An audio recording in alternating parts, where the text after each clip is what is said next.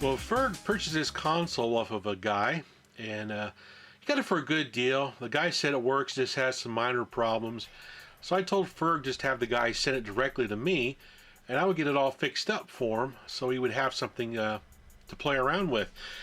It didn't come with anything, no power supply, no controllers, just the unit itself. But luckily I do have a couple extra of these controllers that go with the Gemini that I'm going to give to Ferg. So he'll have, everything he needs. He used a regular Atari power supply on this. He doesn't have to have a Coleco power supply.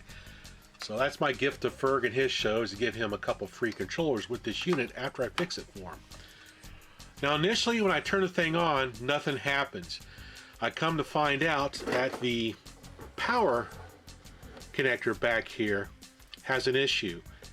So when I turn the unit on, nothing happens. I'll flip it on here. You see it's trying to come on, so if I just hold this to the side, I can get the unit to come on. So that tells me the solder connections are broken at the motherboard, which is a common problem with the Coleco Gemini. And then while I got it apart, I'm going to go ahead and beef up the controller port connectors. That's the other weak link in the Coleco Gemini. These things are not well supported inside the case, and they tend to break the solder connection. So I'll check those out really good, and I'll beef them up as well. So let's open this thing up and get working on it. All right, let's take all the screws out of this little bad boy here. There's 6 of them back here in the back. Put that right there. There we go.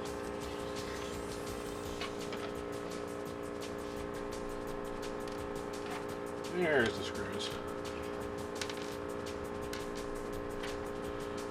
Alrighty. Now the next thing I'm going to do is remove this RF shield here, so we get to the screws on the motherboard, so we can take it out of the case the rest of the way. And these are held in by little lock tabs on the sides here. And it's a fun thing to try to get off. There we go. There we go. RF shield removed. So now we need to take out all these screws right here, so we get to the back side of the circuit board. I'll just leave that there. Alright, out comes the circuit board. There's the lower RF shield. Holy cow! Looks like somebody's tried to repair this before. Look at this. You talk about a lot of solder. Holy cow! It's crazy.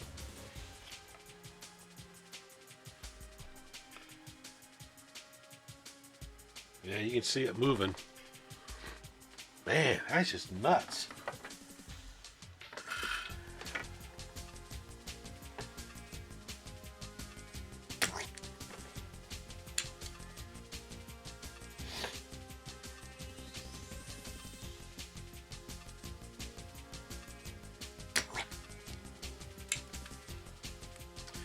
Found that the circuit trace was actually damaged right in here. I could not repair it. So I soldered in a nice little jumper wire from here to there that passed the power onto the board. So next I'm going to squirt some hot glue around this area to keep that thing from pivoting around, because right now, since there's nothing for the solder to stick to on the circuit board, it actually will move around when you try to plug in or unplug your power supply. So I put a nice little bead of hot glue along that wire across the terminals right there to help protect it, insulate it, and plus it'll keep it from wiggling around so much.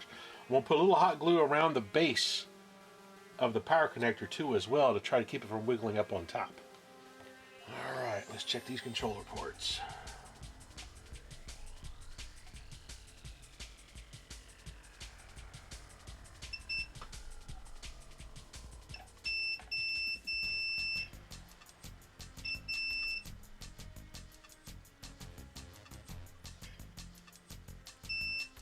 Cool. Controller parts are good.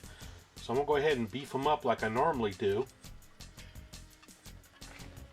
And then we can put this thing back together and give her a try.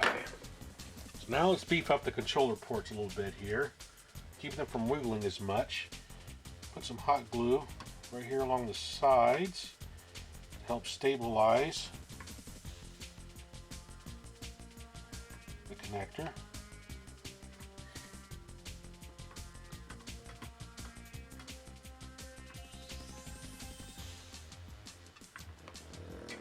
Alright.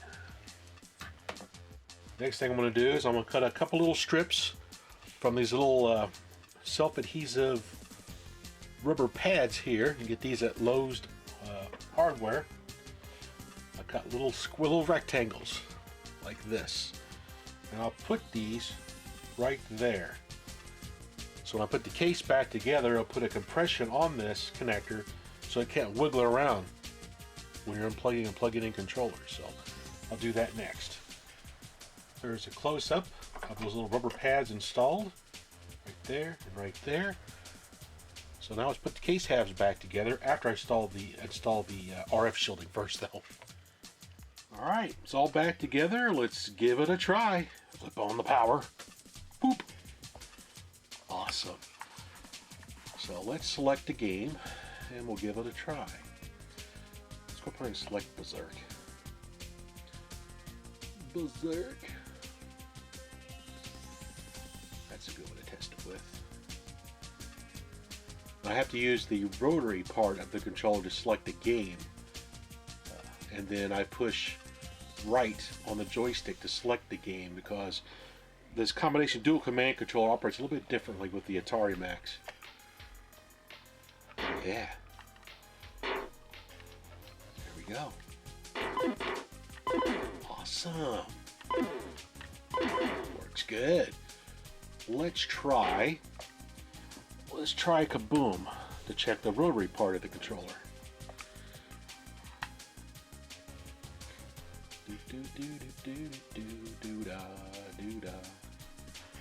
H-I-J-K. Whoop, passed it. Back, Kaboom, right there. Whoop. Okay. Reset. And then to start, I can't use the power button like you would on a normal pedal controller. Remember, I got to push to the right. So there we go. Awesome. Works pretty good. So there you go, Ferg. Your Coleco Gemini is now fixed. Thanks for watching. Thanks for watching.